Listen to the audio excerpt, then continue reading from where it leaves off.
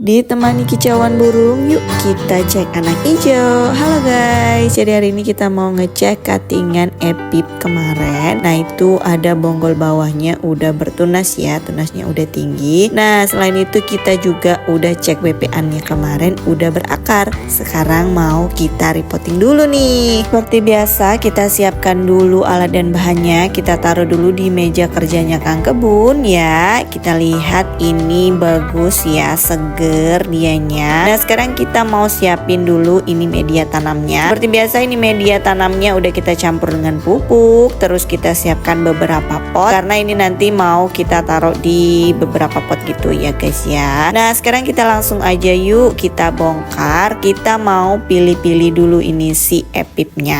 Karena walaupun waktu WP-nya sama, tapi setiap dari hasil cuttingan ini mereka itu punya pertumbuhan yang berbeda-beda. Jadi ada yang akarnya udah banyak, ada yang udah numbuh akar, ada yang belum ya, ada yang udah bertunas juga tapi dia belum numbuh akar. Jadi kita pilih-pilih dulu kayak gini udah ada akarnya. Jadi nanti kita mau pisahin ya antara yang udah ada akar dan belum ada akar sama sekali. Walaupun dia udah bertunas ya guys ya. Karena kalau misalnya belum ada akar sama sekali tuh kayak kesempatan hidupnya itu mereka lebih kecil gitu ya guys ya, suka tiba-tiba bonyok gitu. Nah ini yang nggak ada akarnya atau yang udah tunas tapi akarnya belum nongol, ini kita lanjut WP lagi ya guys ya. Tapi airnya udah kita ganti ya, terus udah kita kurangin juga jadi sesuai dengan kebutuhan dari si tanaman ini, nggak usah terlalu banyak ya guys ya. Karena ini cuman beberapa cuttingan doang yang dia nggak ada akarnya.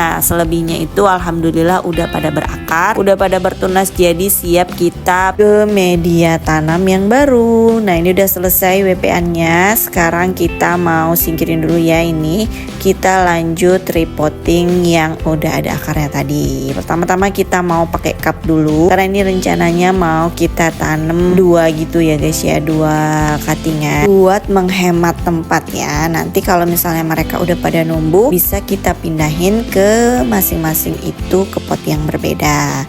Nah ini tuh jadi kalau kayak semai tanaman-tanaman kayak sayur itu kan biasanya dalam satu pot semai itu isinya beberapa gitu kan, sama lah kayak tanaman hias juga seperti itu ya guys ya. Kalau misalnya size nya udah semakin membesar baru deh mereka kita pindahin ke tempat masing-masing karena untuk menghemat tempat ya, karena biasanya kan kalau tempat semai itu nggak terlalu besar juga ya guys ya. Nah ini udah selesai yang pertama, kita lanjut ke pot-pot yang berikutnya. Ini potnya random aja, ada yang kita isi satu tanaman satu pot yang dia kecil-kecil atau misalnya dia kayak pucukan gitu. Terus ada juga yang kita isi 2 pot jadi supaya bisa jadi beberapa pot ya guys ya. Nah ini kita masukin mereka satu persatu. Terus kita masukin medianya sedikit demi sedikit karena tanamannya kecil, jadi kita harus masukin medianya itu bertahap ya guys ya, supaya dia nggak tenggelam tapi tetap nggak goyang gitu. Nah ini selesai. Nah ini yang pucukannya ya guys ya. Ini pucukannya itu udah 3 daun, dia segar, akarnya juga udah lumayan banyak. Kita tanam di cup karena batangnya itu juga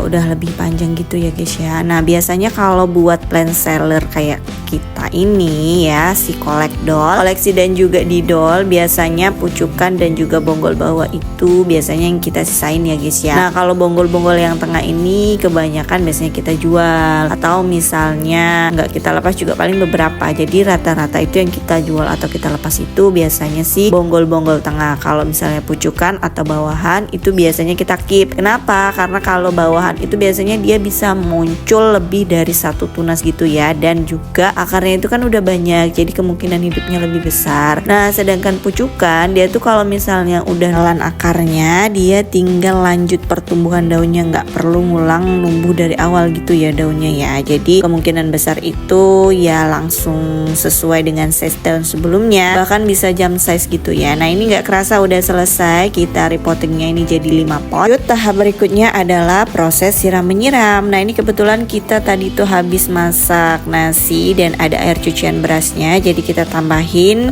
air cucian berasnya pakai air biasa gitu sampai 1 ember gitu ya guys ya. Nah kita pakai buat menyiram para anak hijau, bukan yang ini aja ya, tapi beberapa anak hijau juga kita siram pakai air cucian beras karena kebetulan kita lagi nggak mager, jadi langsung deh pakai siram-siram ya buat pupuk alami juga ya kan guys. Apalagi kalau tanaman sayur mayur kayak gitu bagus banget siram pakai air cucian beras ini. Siramnya sesuai dengan size potnya, ada yang kita siram 1 cup, ada yang kita siram 2 cup ya guys ya, sesuai dengan kebutuhannya. Tidak lupa kita lanjut taruh di tempat yang teduh. Semoga mereka sehat dan tumbuh subur. Makasih udah nemenin kita reporting hari ini. Thanks for watching and see you in my next video.